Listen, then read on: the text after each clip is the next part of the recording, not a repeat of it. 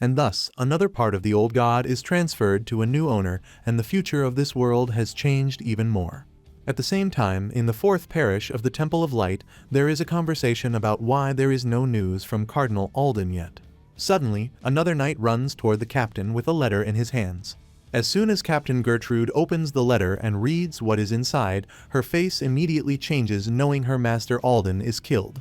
People start to talk about the topic as well. They all wonder whether it's true that the twin knights of Alden also disappeared. However, others heard that they were dead at the third parish where they were sent. And the fact that the entire third district is killed by the holy son Lucius makes the rumors even more famous. The twin knights are ranked 10th among the top 10 strongest people. Because of religious issues, the saints were not among the top 10. But if the Holy Son defeated their place in the top 10, it would now be in the hands of another terrible person. Meanwhile, all three factions rushed straight to the castle at the top of the hill. At the same time, in the Temple of the Angel, Mercedes believes this will be the start of war, leading to rivers of blood flowing to the earth. And at the end of the last 1,000 years, he will appear to save them all from imminent death. This one is called Destroyer of Fate. Back to Earth, inside the Lindell Castle, Idirius held a huge sword. He had defeated his opponent and began to laugh loudly, saying that it is too dull for him here because he has already won. And now he deems himself worthy to meet the princess. While Zephyr is inside the Tree of Life, everyone is busy. Yggdrasil, who's cleared of poison, sent the activation code for the mana flows to start working. With the help of its roots, which it planted along the reservoirs, they stored and filtered the water and distributed magical energy in the air. And thus, the surrounding area began to be cleansed. The surviving people destroyed the remnants of the monsters and headed to the Tree of Life. And when Altair, along with her squad and her faithful knight Ophelia, returned, they saw something incredible. In the capital of the Elven Kingdom of Elvenheim, everything begins to bloom, and a bright white flower appears. Most of the elves began to sob loudly and rejoice at the same time. After all, they did not think that they would ever return to this place. But at that exact moment, Ned appeared behind them and said that it was too early for them to rejoice. And as soon as the elves turned around with great surprise in their eyes, they saw someone they didn't think they would see at that moment. Their queen appeared before them, and they were happy that she had woken up. Doriel and his sister could not hold back the tears in their eyes because they finally saw their mother. At that very moment, they rushed to her to quickly hug her. A while later, the search began for the missing stragglers during the battles and forced march, then followed by treatment of the wounded and burial of the dead. Both garbage collection and the need for labor were great, and it was impossible to assign all the responsibilities to Yggdrasil, which was already busy clearing the lands. In addition, this busyness helped everyone overcome their grief of losing friends, family, and home. Even though the threat of the blue dragon disappeared and hope returned, grief still finds its way to their heart. But this also made everyone realize that monstrous damage is unfortunately necessary for victory. And by the time the past is abandoned and the tragedy is realized, the princess and queen officially end the raid on the blue dragon. That day, the queen expresses her gratitude to the lands of the Danakil of the Temple of Light. She also thanks Zephyr, who saved the elf people from extinction. They will always remember this. As a race of the Tree of Life, respecting the bilateral agreement, they will return their kindness as much as they received from them. Taking advantage of this opportunity, the Great Elven Forest will subsequently be an ally of Princess Altair for centuries and will sign the Pact of Non-Aggression. And the son of the head of the trading company realized that this was it, and he received the answer to the question that he had before preparing for the raid. After all, then he says that elves and people hate each other, and not only is it difficult to organize a paradise in such conditions, they also have to worry about the raid members not tearing each other's throats out and whether it's too early to go on a joint hunt. But the princess then answered him that she thought it was even better. It's not for nothing that they say that any crisis is an opportunity, and it may seem that the situation is not the best now, but he needs to look to the future. Their goal is to get the Elven Kingdom and Danakil lands. That made him think that Altair was planning a siege on both of them in their weakened state. But his father, the head of the trading company, replied that it wasn't the case. In Danakil, Polaris is treated as a hero because he expelled the Black and Red Moon during the war 4 years ago. Altair continues to say that when the lands were poisoned, Polaris did not help by saying that he had no strength left and sold all his bonds together. In other words, Polaris concluded that this situation cannot be solved.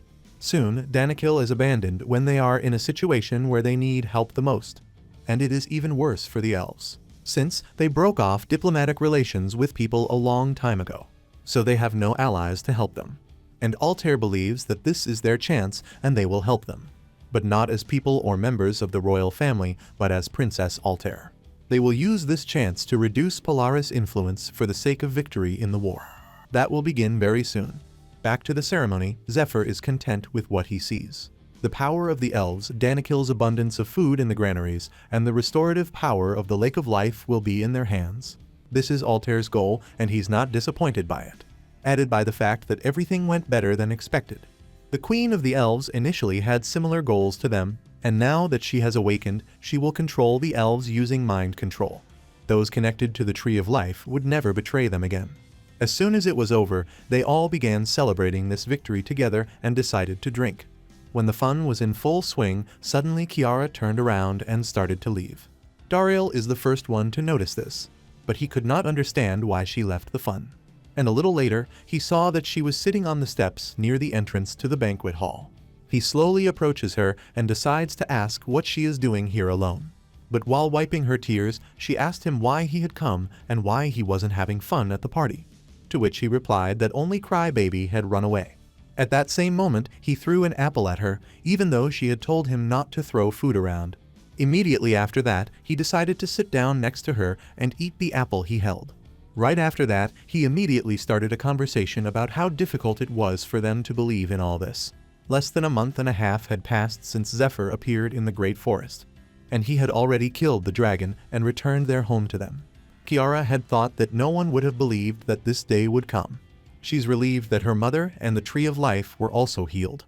Now they can return to their duties as the Queen's Arrow. But suddenly, Dariel asked his little sister what happened to her because he felt anxious seeing her cringe-worthy attitude. Kiara decided to make a face and stick out her tongue to her brother. Dariel couldn't understand what she meant by all this, and she continued to say that if he knew, she would leave the forest. At 1 in the morning, when some are sleeping, there are some who cannot sleep because of worries. Zephyr is one of them. He is passing by the alleys, heading to one place where someone is waiting for him. And so he approaches Altair's door because he still has important business to do. After all, behind that very door stood the princess wearing her pajamas, and at that very second, Zephyr began knocking on her door, to which she, with a reddened face, began to turn her head towards the door. Previously, everyone wanted to get the princess, a talented and beautiful girl of noble origin. Wherever she is always surrounded by people who say that for the sake of her princess, they would get the stars from the sky and protect her at the cost of their own lives. Although she knew they spoke eloquently, all these cowards would have left instantly if they realized what she wanted and had to be protected from. After all, even in childhood, she realized that a negligible number of people would be ready to follow her, and the people who supported her were really good people. That makes her never experienced a passion for the opposite sex. The fact that she will be lonely for the rest of her life, and she has already decided on this. She does not need a loving man, but his sharp sword. When she was still little, she saw her brother, who had killed someone covered in blood. She was terrified when he extended his hand to her.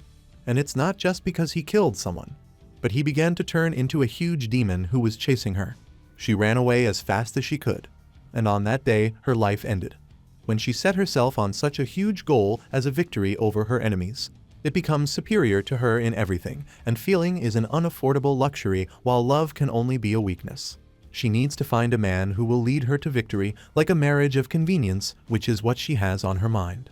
But one day, looking out the window, she saw Zephyr, who dealt with huge enemies without effort. And she was surprised when she saw him, who also raised his gaze and looked into her eyes. Somewhere else, Ophelia looked into the empty barrel and realized that it was a huge, pathetic failure that the barrel was empty. And Ned, sitting next to her, began to ask her because he hoped that she would not say something stupid now.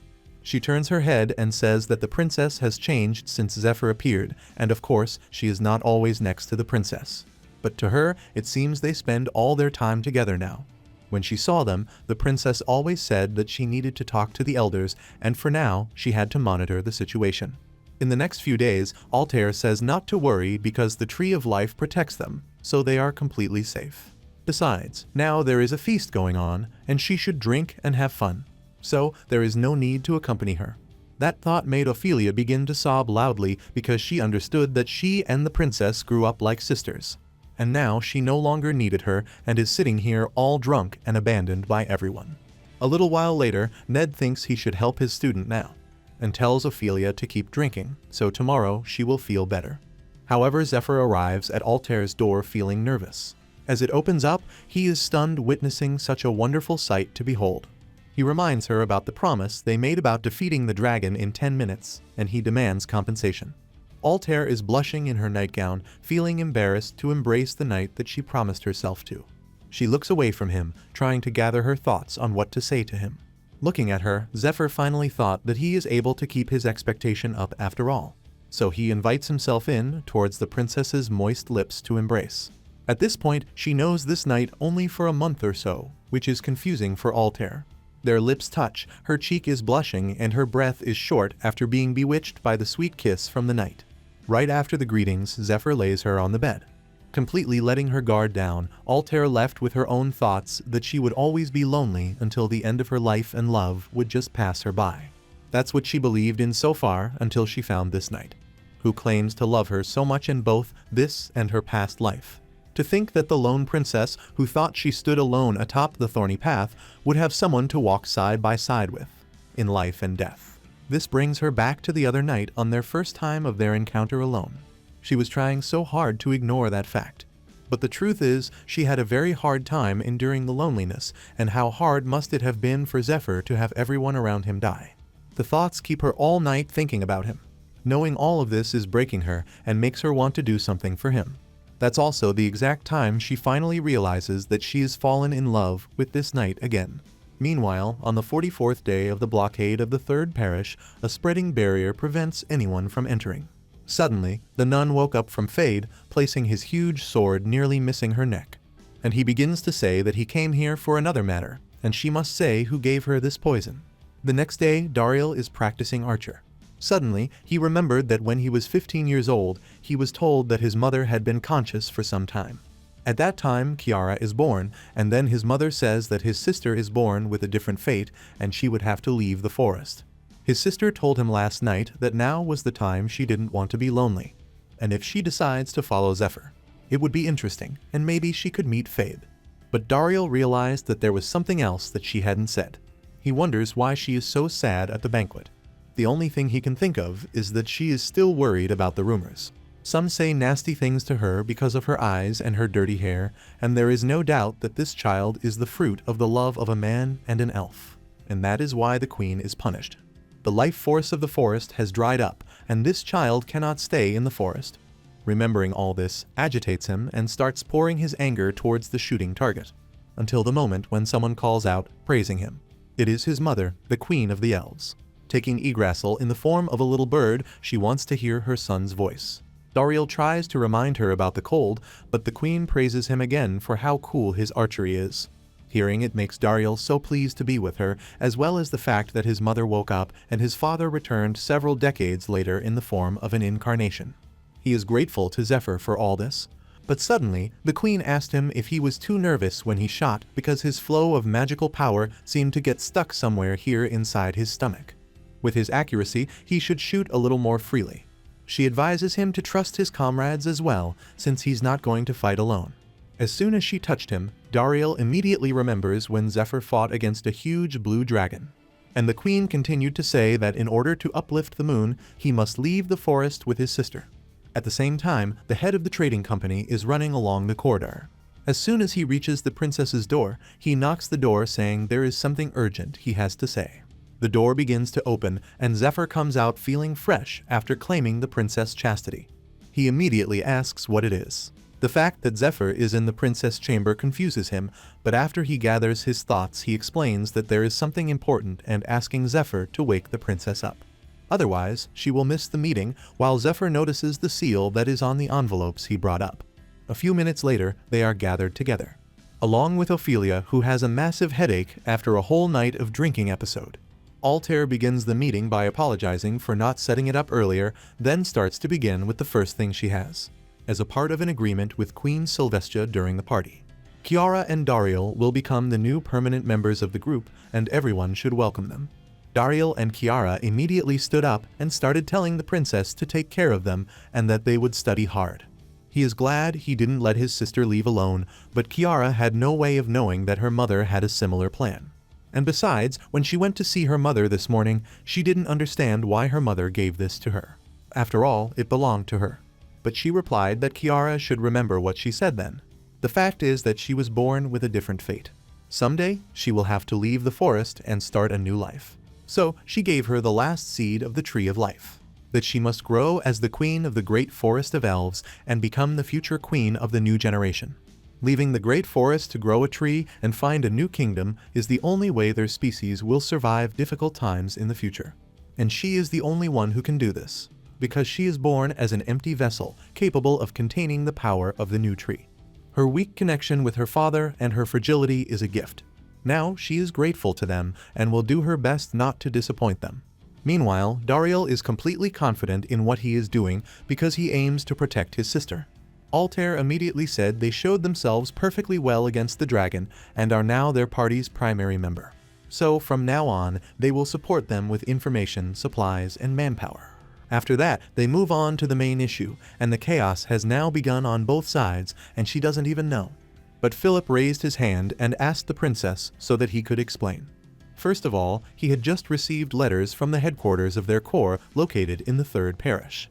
As everyone knows, St. Lucius had conquered one of the 8 challenges of the world called the Tomb of the Vile Princess and completely sealed the 3rd entrance to which he belongs.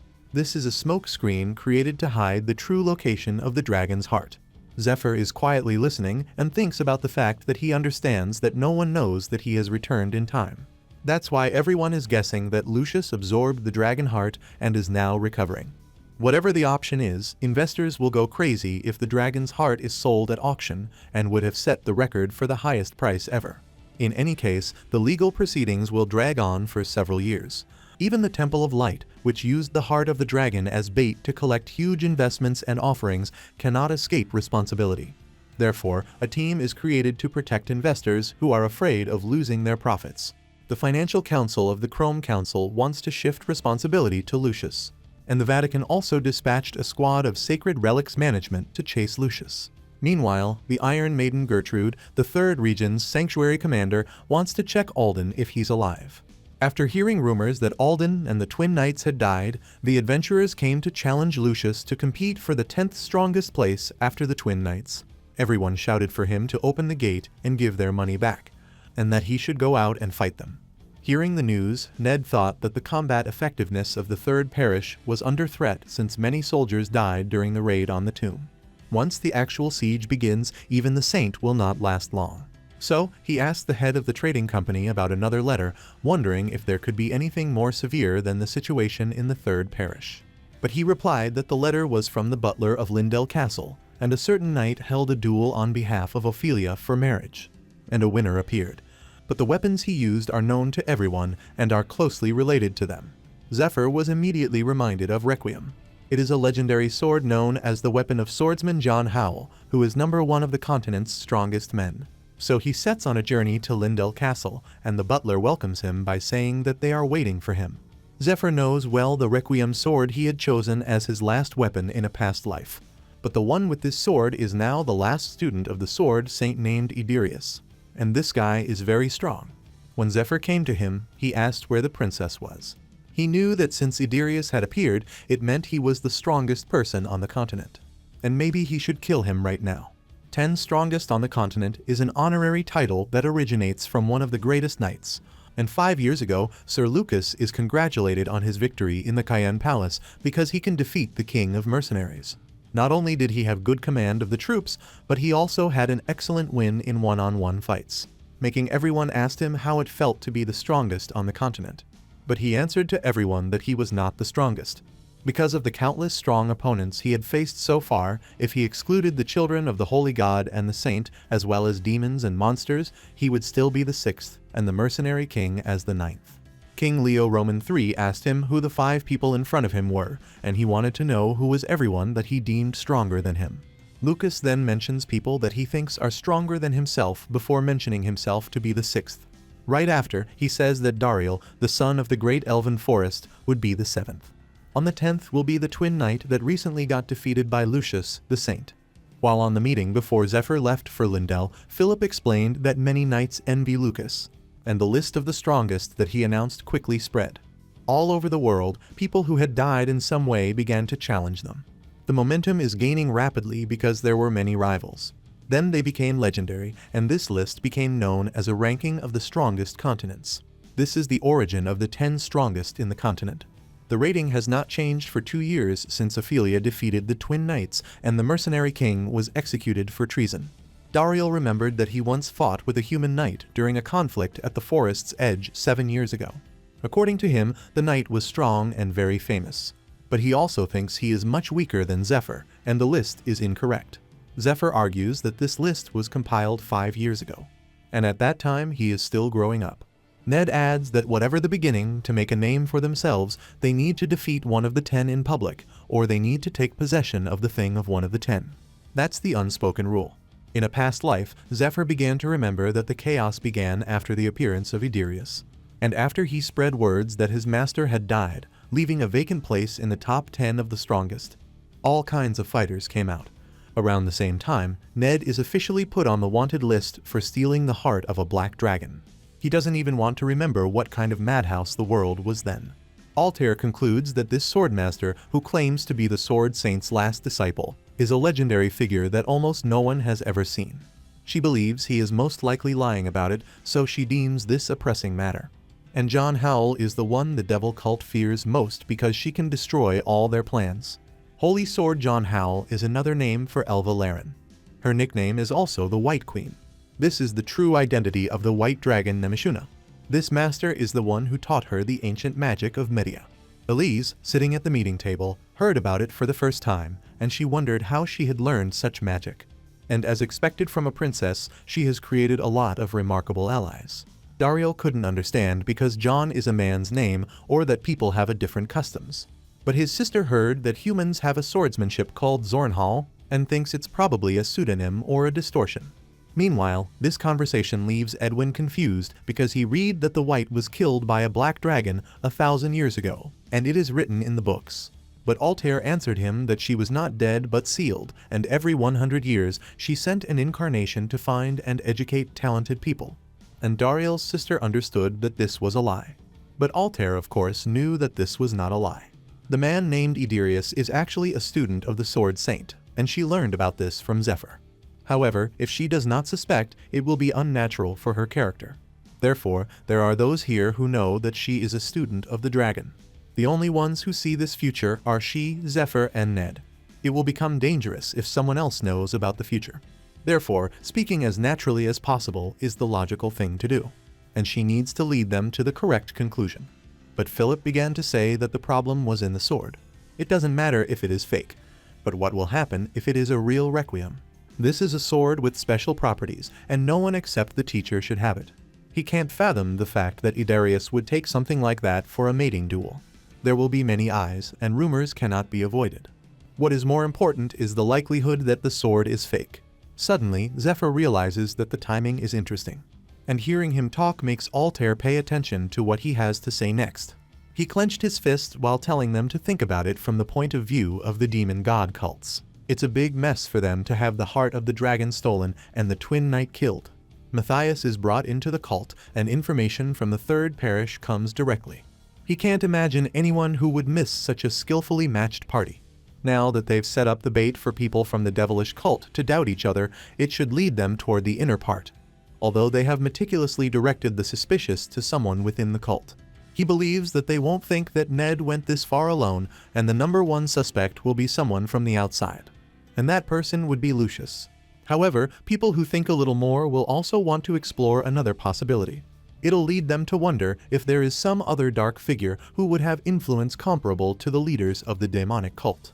At the same time, they would be cunning enough to manipulate the Saint and Ned to accomplish something like this. At that very moment, Altair says that if this is the case, then she will fall under suspicion. What Zephyr wants to say is that this sword and the student sword master are separate, and that there may be a trap to lure out the princess. Looking at her, he says that it's too suspicious that he appeared at such a time. It is also dangerous for her to go to the estate, so he asks her if there's a way to check the sword's authenticity.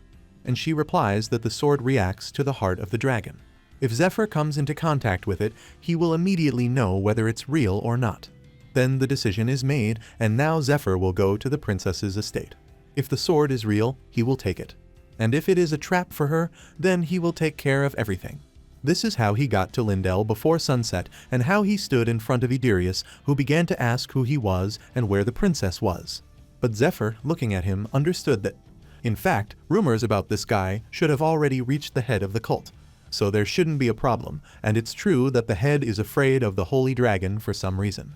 Suddenly, the girl who was sitting next to Idirius started shouting that he had won the fight fair and square. Simultaneously, he began to get up from his chair and approach Zephyr, and immediately made eye contact as if they were about to start fighting.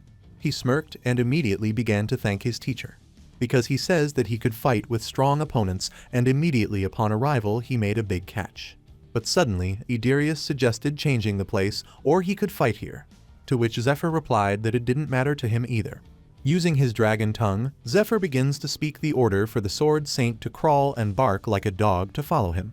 Right that instant, a massive pressure to the white-haired man to kneel, leaving him no power to stand up. Right after, Zephyr guides Idirius out along the corridor, walking on all fours, following him like an obedient dog. Nina didn't know what to do because Idirius was dragged somewhere with an unknown spell cast on him. She saw the look in Zephyr's eyes, and he was clearly dangerous. But the other girl, Hardy Ho, replies that it's not the case. She believes that Idirius would win and that they shouldn't interfere. Then advises Nina to remember what happened in Risha's castle. Back at her castle, when Idirius approached her after a month, he was there. He was staying there to fend off the monsters trying to siege the estate. In the end, he solely defends the castle from the invasion. Even with his trashy character, he is still a good person. With every creature he faced, the fiercer he became, fighting the herd of the monsters with no food and sleep. That's how Hardy came to respect the white-haired man. To be more precise, he is just playing with them before killing the boss with madness. After destroying the monsters in 3 adjacent territories, Baron Risha thanked him for protecting their lands when he was only 18 years old and already so strong. He even offered his daughter's hand for him. Just then, Idirius remembered about the princess and began to tell the Baron that he would go, before the Baron managed to tell him to take his daughter with him. So now, when Nina wants to help, Hardy puts herself in front of the door to stop her from doing anything. She tells her that Idirius is stupid and only knows how to fight like a mad dog. As soon as they finished the conversation, they decided to sneak up and watch what was happening. And now, Zephyr drank water cooled with magical ice, when Idirius slowly gains his strength back as the spell fades. Immediately, he jumps up from his place as he is freed from it. Zephyr notices how quickly Idirius is able to break free from his dragon tongue magic, when usually it would take 30 minutes thanks to all of the overpowered items Idirius possessed. It only takes 12 minutes for him to break free. Right after, Idirius starts to taunt on how he wouldn't think he would be under the influence of a dragon's tongue and miss the sensations, expressing he misses his teacher. He also wonders whether Zephyr is from the dragon clan or the heart's owner. At the next moment, Idirius began to use his skill, the Cradle of the Earth, which enabled him to hide anything in the subspace in the ground. He continued to say that no matter the answer, he didn't care because his teacher said not to go easy for people like Zephyr. His body is soon engulfed with azure blue lightning as his sword materializes. Zephyr begins to be cautious because Idirius is John Howell's student, and there are 3 reasons why the Sword Saint is much stronger than other outstanding teachers. He has innate talent and good artifacts. His armor in the Silver Lion treasure made from the bones of a white dragon removes the effects of cold, heat, poison, and curses. He can fight dragons without a dragon's heart thanks to this overpowered items. Zephyr then decides to test his skills. He activates his storage skill while telling Idirius that he knows his sword is Requiem and boasts to him that his sword is called Graham. A dragon sword was made 1,000 years ago that just recently bathed in fresh dragon blood along its blade. Seeing this, Idirius tense up because he doesn't expect such a turn of events. Zephyr points at himself, boasting that he even has the dragon's heart. On top of that, he pours chilled water into a glass, challenging Idirius. If there is even 1 drop of water from the glass, it means that he will win the fight. Then he can have Graham and the dragon's heart. Idirius excitedly agrees, and if he loses, he will give Zephyr his sword. However, Zephyr refuses, suggesting he will come up with a nickname for him, like Pale-Faced Puppy or just Mongrel, since he doesn't want Requiem. Idirius begins to laugh. He clearly doesn't expect to be mocked by strangers. In a split second later, he arrives at Zephyr's face as their sword clashes. Idarius understands that he will become his dog if he loses. While the series of attacks keep coming, Zephyr fends off the attack with a single hand. It is impressive to see a man skillfully handling a giant sword. So Idarius decides to end this battle and begin using Lion's Roar to boost his strength. Zephyr slaps him with his giant broadsword without giving him any chance to make a move. A hit so strong, making him vomit blood upon contact. That slap sent him flying with a trail of dust and pulverizing a boulder he landed on, leaving a massive explosion that can be seen even from afar. The two girls watching realize this fight is different from the usual one they had seen, while the old man realizes how Zephyr has become stronger since the last time he saw him. The sword saint proof to still have a fight in him.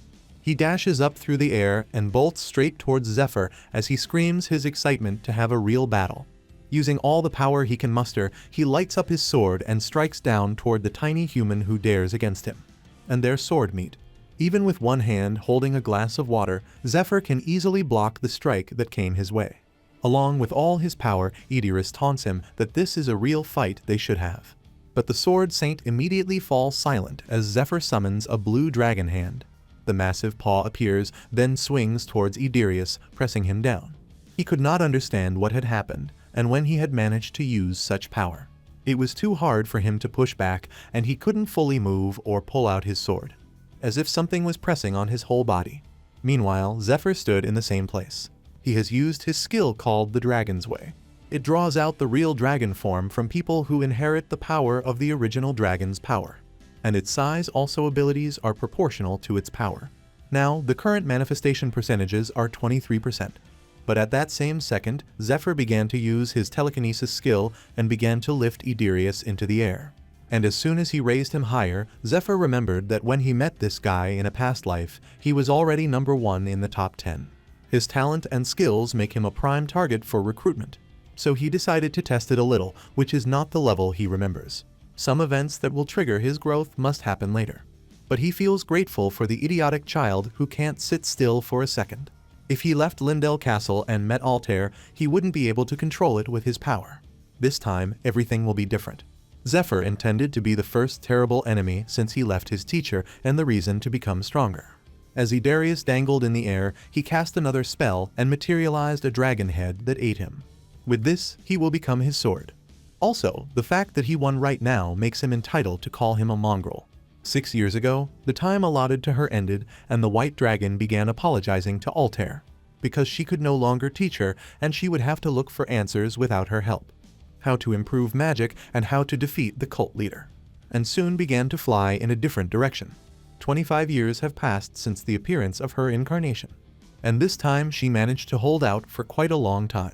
The shadow of destiny was approaching, and perhaps changes were taking place because she made too many mistakes in teaching gifted children. But among them were those who did not go halfway or turn into a twisted person. However, she believes Altair is different, and she is ready to give her life to the human race's last hope. It is just very unfortunate that her wounds never healed, and she hoped that she would not be alone when she got to her body. So, there will be someone nearby who will share her sadness. But suddenly, the body of the white dragon began to be pulled to the ground, and she did not understand what was happening. And she didn't understand where she was being pulled into. After all, she couldn't resist it. At the same moment, she collapsed to the ground. Soon after, she lay motionless on the ground. Some boy noticed her and began to approach her. The soul of the great white dragon, which tried to return to the main body after the end of the incarnation time, is transferred to a mental state. She didn't understand why she lacked air and why she was suffocating. But suddenly, a little boy caught her and began to squeeze her small body, which was in the lizard. This boy is happy and lifts it up because he has finally found his dinner. For some reason, she moved into the body of a small lizard, caught by a little boy, and is almost eaten, which is truly unbelievable. And thanks to these events, Idarius became a student of the Sword Saint. She taught him the art of the sword until the end of the life of her body, and 6 months later, she was gone. But before that, she left him a sword with armor and asked him to help Altair. He is the one who doesn't take back his words after the duel, and now Zephyr can order him anything, and he will definitely do it. Zephyr realized that he was a pretty smart guy, and that's how it should be. And there is only one reason why Idarius is acting now. He thirsts for a fight. A born fighter who became a dragon's disciple can die from an ordinary brace here on Earth. Meanwhile, Idirius thought that he would go crazy, because no matter who he fought, whether it was defeating a boss monster, a battle with a knight, or a simple thief, everything became boring. There's a point in time when he wondered if the battle was such an ordinary thing when it was supposed to be something exciting.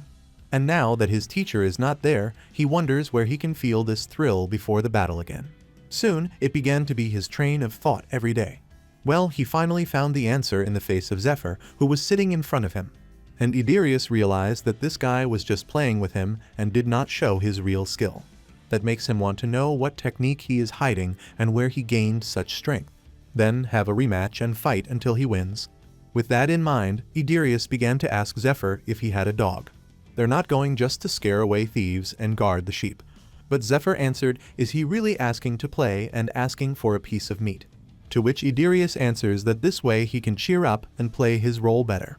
Stretching out his hand, Zephyr tells him to come closer. He hits him with a flick of a finger right on his head. And from such a blow, Idirius flew back again and crashed into the nearest rock. Zephyr tells him to keep their distance. Then he approaches Idirius, who's lying on the ground, and says that judging by what he says, it means the Sword Saint can no longer send incarnations. So what he heard was the last will of his teacher, which was to help the princess. And he's recklessly carrying out his teacher's will by risking his life in a pointless duel. The real man nearby thinks that Zephyr himself had used the heart of a dragon for a bet. So it's fair to say that they're both reckless. A little later, Zephyr tells Idirius that he doesn't like him. But his opinion meant little. Whether to leave him here or not is not for him to decide. That gave him the option to watch him, and Idirius was happy to hear it. The last thing Zephyr tells him while his hand is stretched out to his face is that he needs a safety device.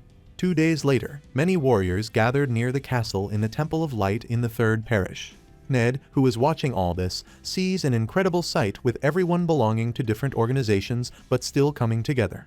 He had used a potion of scrutiny before he came, which one drop allowed him to see an insect in the body of a follower of the demon god. Ned saw that among them there were many people in the cult. Ophelia, who's wearing a cover beside him, adds that the demon god cult must have supported them from behind. Or else this place would have become one big club of demon worshippers. They also don't think about doing anything they want because this is just an armed demonstration. The real siege will begin only after irrefutable evidence is presented. Just like what Zephyr said, it can either be from killing Cardinal Alden or stealing the dragon's heart. It's better for them to have more time to plant fake evidence so things can go smoothly. Both arrived here as an advanced detachment, and their role was to monitor the military situation and transmit information to an ally, including Lucius. They are the best from tens of forces and a speed player specializing in stealth. Theoretically, this is an ideal selection. But there is one problem. They didn't understand how long they would have to walk hand in hand. Before leaving the Great Elven Forest, the Queen gave them magical bracelets that had been enhanced so that if they wore them while holding hands, they would experience the same effect of stealth as if they were wearing a pair. But Ned didn't understand whether it was necessary to do this, and Ophelia asked Altair to send her alone to the advanced detachment since she alone would be enough. However, Altair replied that they had already discussed everything in the meeting before. And this is not just a war. It is necessary to prevent the infiltration of persons with exceptional abilities, such as the Smiling Woman. And the fact that Ophelia is the only one who can recognize the Smiling Woman means she is simply irreplaceable. However, as the 3rd Parish is preparing themselves against the invasion, she believed they had set all sorts of traps with the help of magical objects from the tomb of Eurydica. And she knows Ned is the one who helped Lucius create this dungeon, to which Ned replies that he knew what and how it was installed. With that information, Altair concludes that they must be there, and she would wait for their safe return. She also adds that she still doesn't know what will be waiting for them there, so at least before entering the temple, they should not let go of each other's hands, leaving both Ned and Ophelia speechless. And a little later in the Great Elven Forest, Altair says that the Magic Tower and Danakil forces will be placed in the Great Forest. Also, the 5th squad of healers will remain in the Great Forest and help recover the fighters. Meanwhile, one of the 2 magicians, Milia, cries after she loses her recommendation from the capital's aristocrats. In addition, with the help of the army equipment for the war, Daisy assures her she has more chances after she befriends the Elf Queen. This is a great opportunity to show off her talent to the people from the magic tower, and if she misses it, then she will no longer be called a magician. From now on, she will be faithful to Altair and have Milia help her since she's short-handed. Meanwhile, in Lindell Castle, Idirius is crying because of the headpiece that his teacher made for him, enabled anyone with a dragon's tongue to cast a spell on it. And he thought that after the death of his teacher, he would no longer experience the training mode. He wonders how Zephyr knows the spell for switching modes and why he told him to cut so many onions. But Zephyr, standing behind him, tells this mongrel that his cutting speed had slowed down and he has to do all this seriously. And with the help of a drop of lion's blood, Zephyr could give him orders. This is a gem that is built into the relay silver lion headpiece. In training mode, it splits apart and responds to the control, punishment functions, and location tracking order. He realized that now he could rest as well as control Idirius's actions. He will not be able to act on his own. A pure fanatic of battles is his nature. But that's not all. A few years will pass and he will demonstrate another talent, and as a result, many people will rely on Idirius but not notice it. And when their end came, Idirius decided to take all responsibility. And if he pulls such bullshit again and tries to ruin everything, then Zephyr will need to kill him before it's too late. It is his responsibility to remember all this down to the smallest detail. While preparing food, Zephyr began to understand that their party should have already arrived in the third parish, and he needed to hurry to finish the preparations and also meet the guests. One question can only be resolved before he can go to the third parish. During the battle with the Ramiel, the Black Moon, he could not use the Sword of Light. He wonders if it is because of the limit of his abilities, then he should not be able to use it when he meets the cult leader. More importantly, the voice that he will not allow him to use it. He must find out the reason and will not enter the temple until he finds out. Then he opens up the silver room. Before approaching Idirius, he asked him whether he could wield anything other than a sword, to which he replied that of course he could. Suddenly, Idirius is on fire because he thought that Zephyr would give him one of the two weapons. But Zephyr, at that very second, hit him with the same weapon that he was holding in his hands. And as soon as Idirius fell to the ground after these blows, Zephyr realized that the hammer was still better. So he told him to take the hammer and play with it. As soon as they went outside, Zephyr began to tell Idirius to carve a tree with the hammer until it looked like a small squirrel. But for Idirius, it is unclear what Zephyr meant and what makes him think it's possible to carve something with a hammer. Zephyr continued to say that he could do it if he really couldn't. This means that he really can't do anything without his knife, and he can't control his powers. But Idirius began to yell that he didn't say he couldn't and would do everything now. But Zephyr smiles and tells him that he will come to check in a few hours. So he must ensure his carving is adorable, or he'll kill him. And he also adds that he should not even think about leaving the castle territory.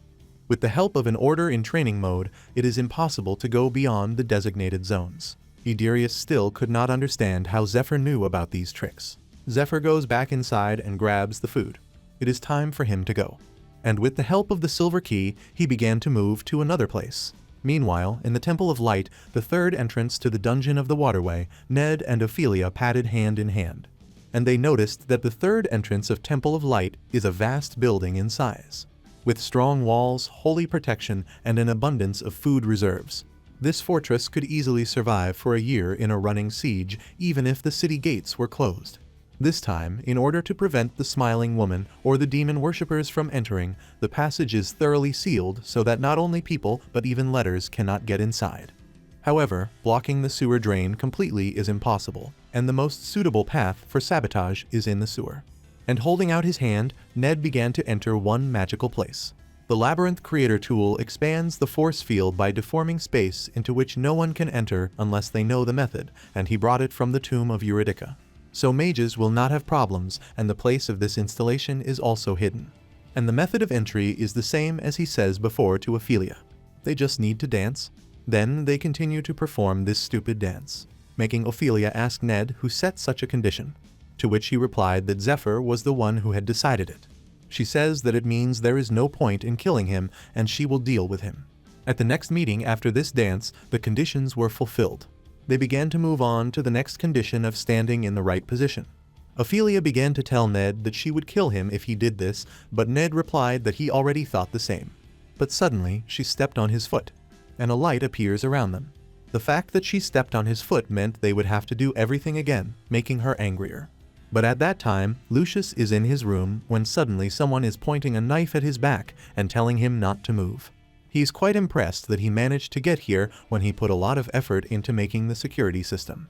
While many tried to get inside, he was the first to go this far. Turning his head, Lucius asked what business she had with the saint.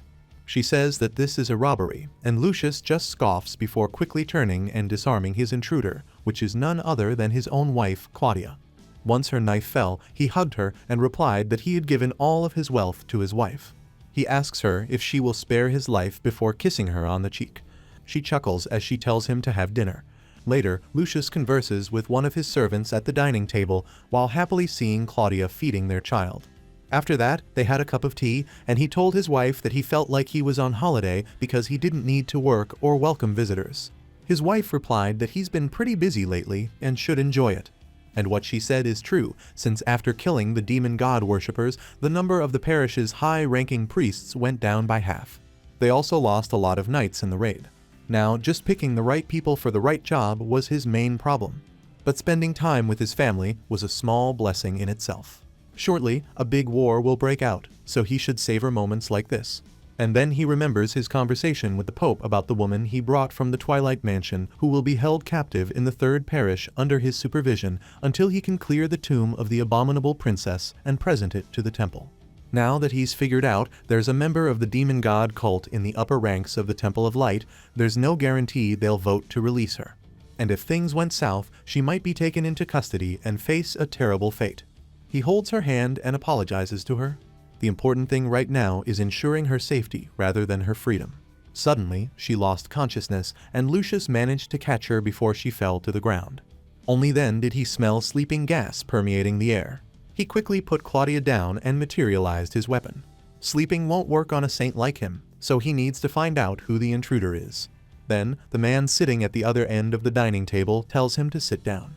Lucius is on high alert after seeing Fade. This man isn't an ordinary being. He can't feel his presence, and even though he sits comfortably, he shows no loopholes for counterattacks. And the tattoo on his arms reminds him of the legendary assassin guild called Persephone. Lucius wonders who would send Fade, but he can't find an answer because there are too many possible places. Persephone is famous for being very skilled in combat and poison. And despite the poison not affecting him, it's different for Claudia and Marius. That led him to another question. Why did he use sleeping gas instead of deadly poisons? He could have held his family hostage and asked him to do his bidding in exchange for the antidote. If possible, he will use a poison that he can't even purify. So, what's actually going on with this strange timing? Then, he has an idea that Fade is actually testing him. He smirked and asked if his father had sent him. Fade grins before saying that he's quite slow in his guess, but true nonetheless. He also confirmed that Lucius hadn't been brainwashed or controlled by someone smarter than him. Lucius' father is the Duke Zephyr Giornetti. He's a powerful noble who possesses great power and wealth. In the Duke's estate, he likes to say that talented and extremely affluent people are always precious. Several hundred guests are living there, and rumor has it that there are royalties of fallen kingdoms and assassins among those guests. Then Fade explains that the Duke asked him to check on his son. So, last week, he infiltrated the temple and looked everywhere until he understood the situation. He also fed the priests truth serums to make them cooperate with him quietly. To Lucius's surprise, Fade could also check the branded worm in his stomach while sleeping. After recovering from the shock, Lucius tells him to send his father his message. Fade agrees to deliver the message. He also tells him that his wife and son will wake up in 6 hours, so he doesn't need to use his purification skill on them. Then Fade asks him where to find Zephyr, making Lucius surprised that he knew that name. Fade replies that it doesn't matter where he got it. He just needs to worry about what will happen if he gives him a disappointing answer, since he had already fed a time-release poison to 50 priests within the temple without them realizing it. They're also not going to use purification skills because the poison has no external symptoms. By now, their sense would have become sensitive, and they would go after the smell of the poison that he smeared all over the place. Eventually, it'll lead them to the culvert. Lucius worries because the culvert is where sewage passes by to get to the outside. It's a place where anyone can move freely in and out of that area. This means that anyone can get out and tell what happened inside. Then, it will justify other factions to launch a siege war. Then Fade adds that the poison will still work even if he dies. and he warns Lucius to tell him everything he knows about Zephyr if he wants to get the antidote. This has turned into a more serious situation. The third parish culvert has the most effective security system by applying an asymmetrical force field, and it was designated with magic to create traps so only water could come and go. There are also guards that watch over what or who enters and leaves the place. Some said the security measures are the invisible rune stones that have been installed all along the sewer's tunnel, and the magic formation that connects each rune stone will detect any attempt at trespassing. Then, an alarm sound blaring inside starts to alert everyone inside. Not long after Fade warns Lucius, he hears the alarm blaring in the castle, which means that Fade is not bluffing. He tells him he only has 5 minutes until the priests go out, so he better tell him the information he wants.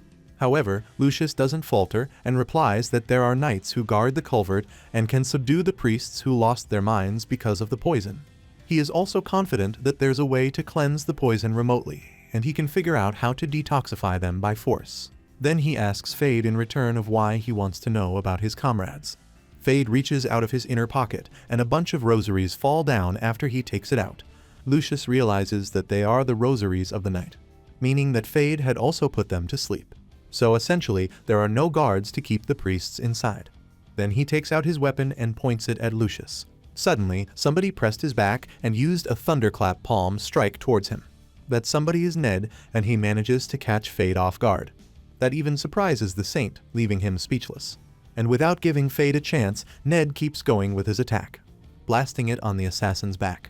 Even after getting bombarded like that, Fade fails to see where the attacks come from, because Ned wears the mist bracelet that hides his presence. Meanwhile, Fade, who's fighting blind, decides to trust his instinct and attack Ned back through the direction of the attacks. Ned leans back when his knife swings his way. There will be no good comes from getting stabbed by a poisoner's knife. However, to his surprise, his knife can be extended, forcing Ned to go higher to avoid getting hit by it. He can't estimate how long the chain is, so the best option is upwards. Seeing Fade's skills from above, he can now be sure that what Zephyr told him is true. He said that Fade is someone who doesn't listen to weaklings, and he's also good at using poison, hidden weapons, and stealth. So he wanted Ned to come to the third parish and fight with him. Before eventually kidnap him, Altair will be the one to persuade him to join their party. Having enough of it, Fade starts using his poison technique, radiating a deep green hue around his body along with his sword, forming it to become a whip. Right after, he starts to bombard the room, trying to land a hit on Ned, with the power level of a Dragon Raid's Vanguard. Despite how strong Fade is and how Ned doubts himself, Zephyr believes that he's the right person for the job. With that in mind, Ned lands on the ground and dispels the bracelet's power that has received the blessing of the Elf Queen. Seeing Ned is here, Lucius is positive that the Dragon Raid was successful. Now that Fade is facing Ned, he only has to cure the priests and guards. Meanwhile, Fade is confused as to why Ned dispels his stealth when it will be more advantageous for him to keep it. And he's also familiar with the technique he uses. At the same time, in the sewers, Ophelia knocks down every priest who tries to get out. To think that the situation came to this after she stepped on Ned's toes a dozen times during the ballroom dancing, and then they decided to go separately. Fortunately, she was near the entrance, but it's also been an hour since Ned left. He should have made it into the building by now. So, Ophelia tells herself to go in too. But before that, she drops a few seeds that she gets from the Elf Queen into the water. If she infused mana into it and poured water on it, she would be able to stop anyone from running away. As soon as the seeds are in the water, a huge tree appears and blocks the entire tunnel. She tells the tree to knock out anyone who tries to pass. She has an uneasy feeling that Ned might actually need her. Meanwhile, Mercedes hastily walks into the storage room when she hears a loud crash inside. Apparently, the commotion was caused by Zephyr destroying the furniture. She wonders what he's trying to achieve from doing this, and he replies that he doesn't like the interior design. Then he breaks a chair and moves to the table with his axe. This makes Mercedes angrier because the things that he destroyed are expensive items. But Zephyr doesn't care and keeps destroying it. Suddenly, the turtle alarm went off, stopping him from destroying more furniture.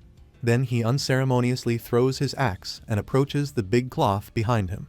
It turns out he was cooking meat using the southern marination sauce he learned from his grandfather. And the meat he was cooking was none other than the blue dragon's ribs. It's usually tough that most knives can't even dent it. But thanks to Ramiel's poison breaking down the protein, the meat is perfectly tender. He had used Ramiel's venom spear magic stop to get rid of the poison, because if he used telekinesis, both the poison and the meat juice would leak out, leaving the meat dry. Then he dispelled the skill before it was discharged, causing the venom spear to liquefy, and he stored it in a jar. Once it's done, he used weak flames from the dragon's breath on the meat he had prepared thoroughly. He cut a piece and tasted it to make sure that it was perfect, making Mercedes can't help but be tempted by the delicious smell. She decides to let Zephyr go and also warns him that he will not gain something every time he causes a commotion. Zephyr cut a slice and fed it to her, so he can catch her off guard, knowing full well that she can't resist the delicious meat. Then he grabs her face and angrily asks what actually happened during his fight. He thought that the Sword of Light was in his possession, but when he intended to use it, he was told that he couldn't. Mercedes reveals that she knows nothing about it as Zephyr chokes the life out of her, which eventually makes him rage even more, then throws her to the side. Seeing that he can't force her to tell him anything, he turns to tell the other gods that he won't fight for their amusement anymore. As he sits in the chair, he says that from now on, all they have to watch is him eating in this room. Meanwhile, Mercedes, who's fed up with his antics, decides to put him in his place by attacking him.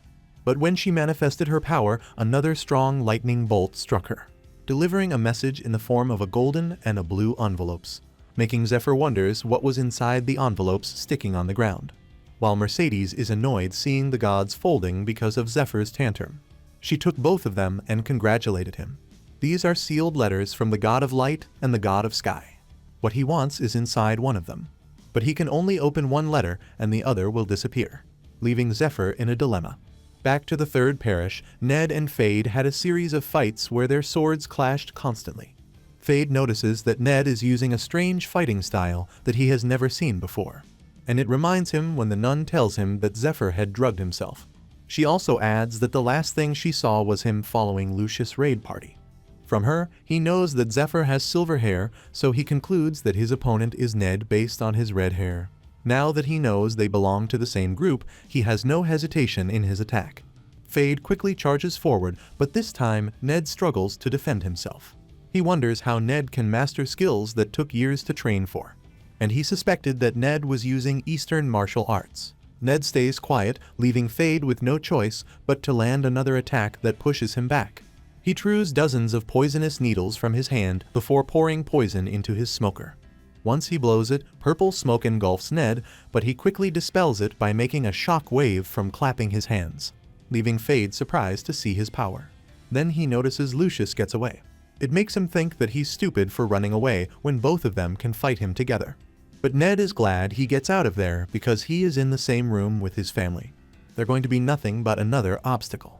Right now, Ned has no choice but to use the mind control skill, but he needs time to activate it. So he asks Fade if his goal is revenge against Zephyr, suggesting they should team up instead of fighting. He also adds a false tale about being imprisoned to make it believable. But Fade doesn't buy it. In his mind, Zephyr doesn't care about anything. He witnessed it by himself 4 years ago when he betrayed the guild members he had been with since birth, and joined the Eastern martial artists, leaving the Persephone Guild to cease to exist. The look on his face as he looked back is something he can't forget. So after that, he roamed the world to find him. He even looks thoroughly at every little rumor about him. Now that he has found a solid lead, he won't let it go. As he said it, he took off the band-aid in his hand and revealed his secret weapon. It manifested into a sword made out of bones. His last duty as a part of Persephone is to execute Zephyr. As soon as he uses it to attack Ned, he can feel a suffocating aura that triggers his fear. It feels so familiar that it brings him back to when he's face to face with the Shoggoth, a living weapon of the demonic god cult that pollutes people's minds, leaving them paralyzed with fear. Suddenly, Ophelia appears just in time to protect him. Fade is surprised because he also doesn't expect other people to use stealth. Then she roars into his ears until the entire left part of his body is paralyzed, making him wonder if they're from the same origin. Out of nowhere, a string of chains manages to catch him, followed by a stone that immobilizes his body. All of that is from Lucius and his priests. Ned wastes no time approaching Fade and using his mind control skills on him.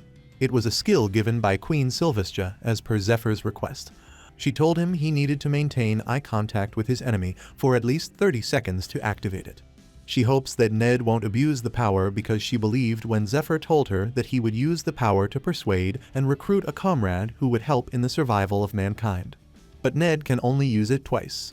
About a month ago, when Zephyr's party was preparing for the dragon raid, he found a hut belonging to Alden as a contact point. This means that it's a place where his subordinates, who have been infested with the insect, send the information they've collected or pass on his orders to the other. Alden was weak compared to the other 12 apostles, but he makes up for it by having excellent intel all over the country to play its politics and gain a high-rank position within the demon god cult. However, that's only the past. Now, Leah is slowly killing his subordinates brutally after Alden's death. She wonders about the other nobles when remembering what Jinryong of the East said. He believed she was the only one who could resolve this situation. But to do that, she can't trust anyone, and he wants her to look into everything personally. Then they execute the traitor of their sect. He also declares her as his succeeding disciple, and his hairpin proves it. That is why her first mission is to prove her master's innocence.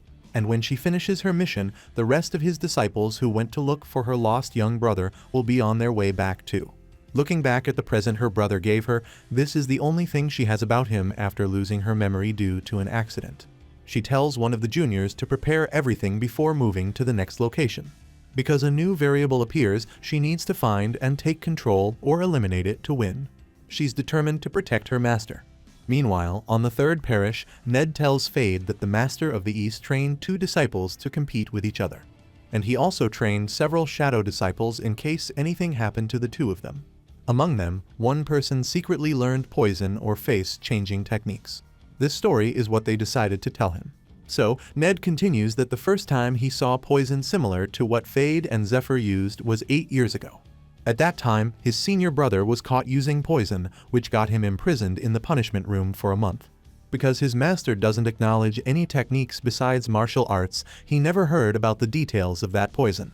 Fade concludes that Zephyr was actually in cahoots with his guild 8 years ago. Ned thinks that there is probably more to them.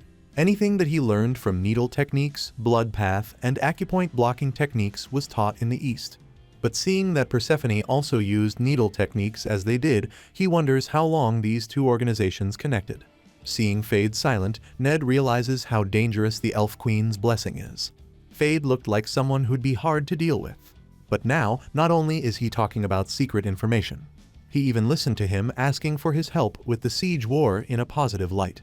And another thing he notices is that the scar on his face is expanding, but he shrugs it off as overthinking things. With that, a few days later, the enemies still lined up outside of the castle, while Ophelia watched them day and night. However, they show no signs of preparing siege weapons or attacks. So, Lucius persisted in conducting surveillance and training the soldiers. Since the Blue Dragon managed to draw the attention, he must use this situation and prepare for the Ice Dragon raid. But prepare for the perfect situation leading to the next raid. He and his enemies have no choice but to wait for the time they reach their limits with anxious hearts. And it doesn't take long to break the balance when Matthias appears. The other leader knew that he was a saint candidate when he was young but disqualified. Then he followed Lucius before Alden took him under his wings. Meanwhile, inside the castle, Lucius can't believe what he saw. He immediately knows that Matthias is a fake because he turned into a demon in the dungeon and died in his hands. But he turned into ashes so that he couldn't collect his corpse. Ophelia also agrees that he's an imposter and it's all just a trick by someone who knows that Matthias' corpse couldn't be collected. Others might be fooled by the fact that she can see through the deceits. The secret weapon the Master of the East groomed without telling the cult is a master of face-changing techniques that can make her change look into anyone. She's also known as the Smiling Woman, Leah Testarossa. She gaslights their enemy by telling false tales about what happened in the Dragon Raid and declares war on Lucius. While Ned is perplexed right now because all he can see is Matthias when he is actually his sister. And to think that she revealed that he was a demon god worshipper in front of many people. Zephyr had told him that Leah was involved in an accident that caused her to lose her memories and forget about him.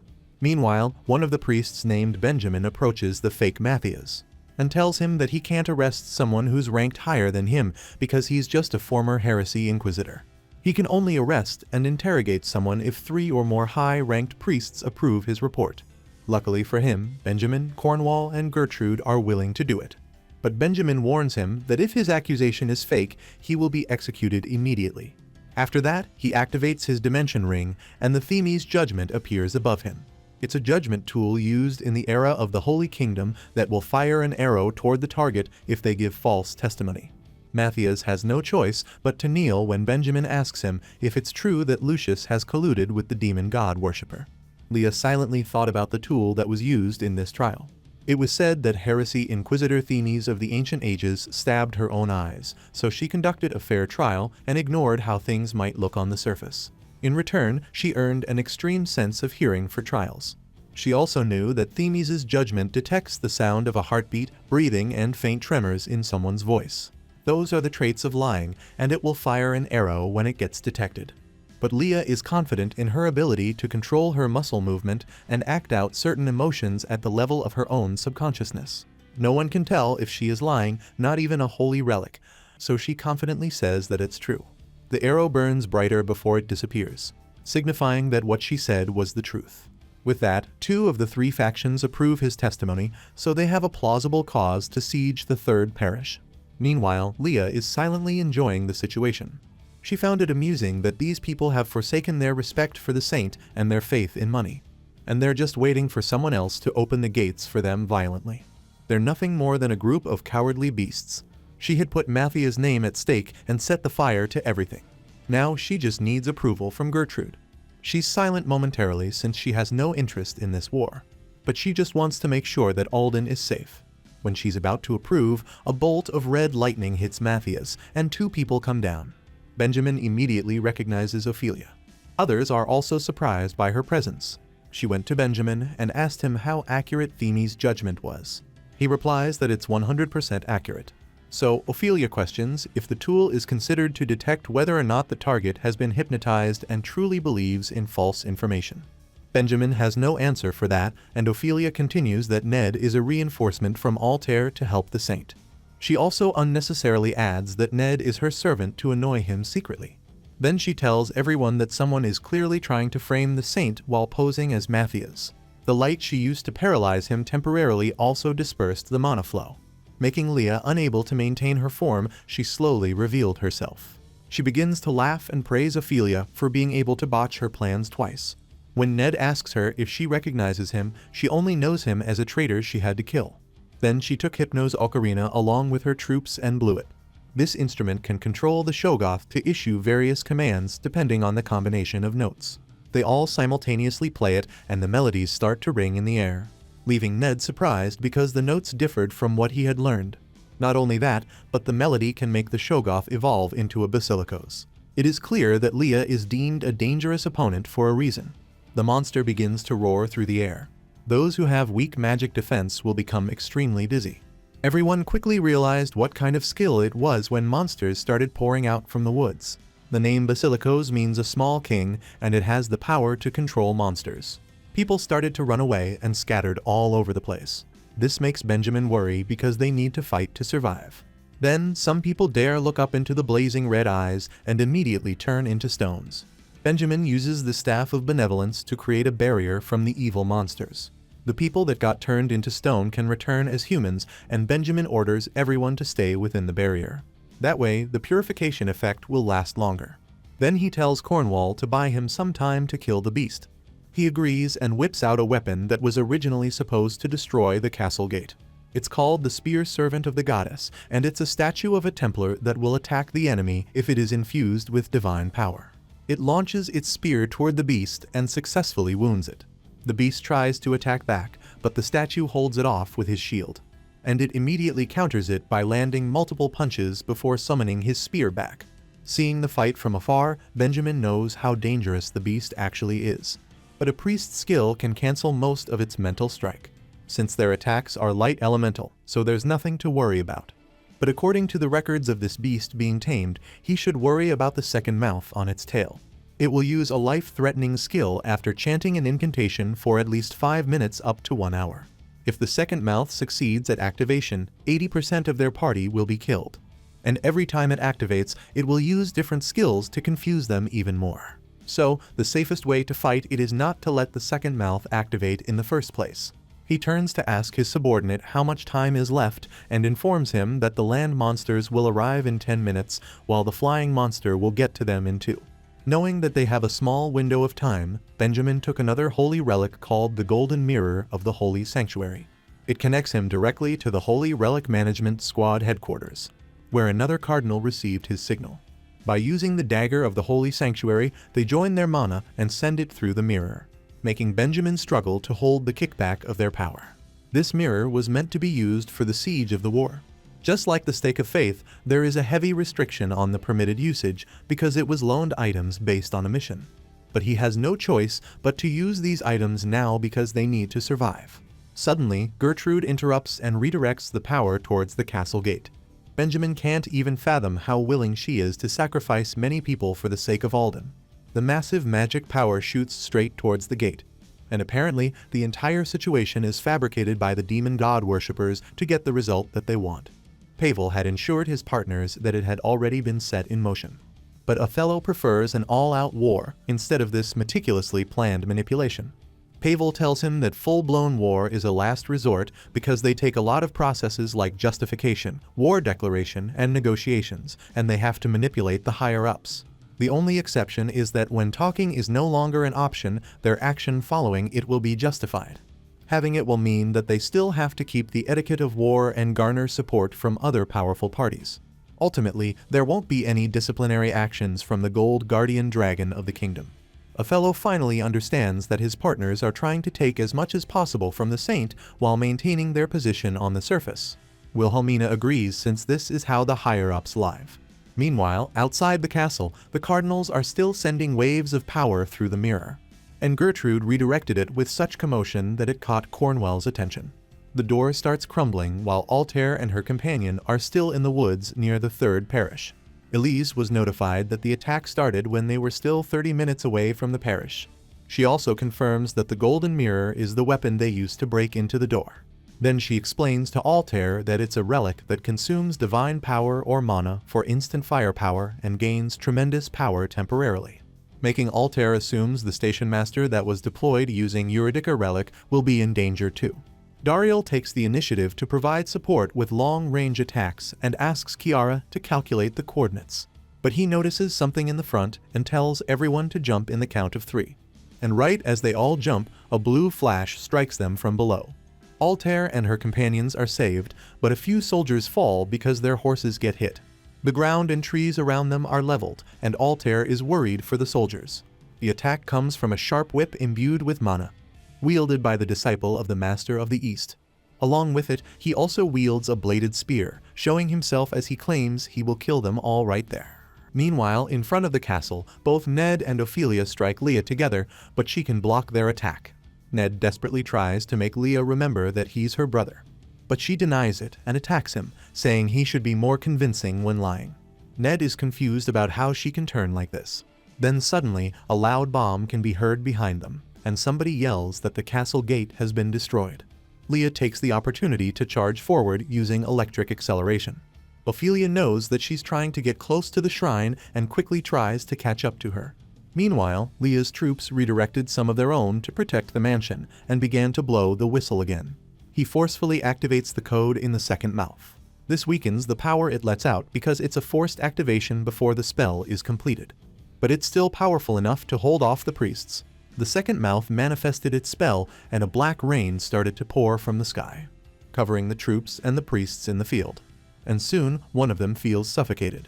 In the future, this black rain will be named Key Strain. It's said to immediately drive anyone who touches it into a state of madness. Even the priests inside the purification formation are having a hard time withstanding its mental attack. But they refuse to give up and tell everyone to stay together. Suddenly, one of the priests who held the staff got caught by a monster, and he was dragged through the air. Soon, the other monsters arrive and devour the priests as well. 3 of the staff have been taken, decreasing the range of the purification formation. And Ned, watching it from the side, couldn't help but feel pity. The only ones who can move around without worrying about mental corruption inside this place are the followers of the demon god that has the ocarina, him and Ophelia, who have immunity against it. Ned was in a dilemma about whether or not he should help or let them get slaughtered. He tries to think about what Zephyr will do in this situation. And remember that he used to say the ones that need to be neutralized should be dealt with efficiently. Apart from that, he wants to spare as many lives as possible. Because the greater the number of capable soldiers they retain, the broader their spectrum of potential actions becomes. And he also says that it's always the case on a greater scale. He will trust Ned to decide for himself what is right. So he turns around and tells Ophelia to chase Leah. At the same time, he will hold off the monsters. Deep inside, he wants to pursue his sister and convince her by using the Elf Queen's blessing. Leah is a very troublesome enemy, so it's a good choice from a strategic point of view. But he will trust his companions and fulfill his role to pave the way for Zephyr. Soon after, Ophelia manages to catch up to Leah and try to kick her. But Leah's troops push her to the side with the beast he controlled.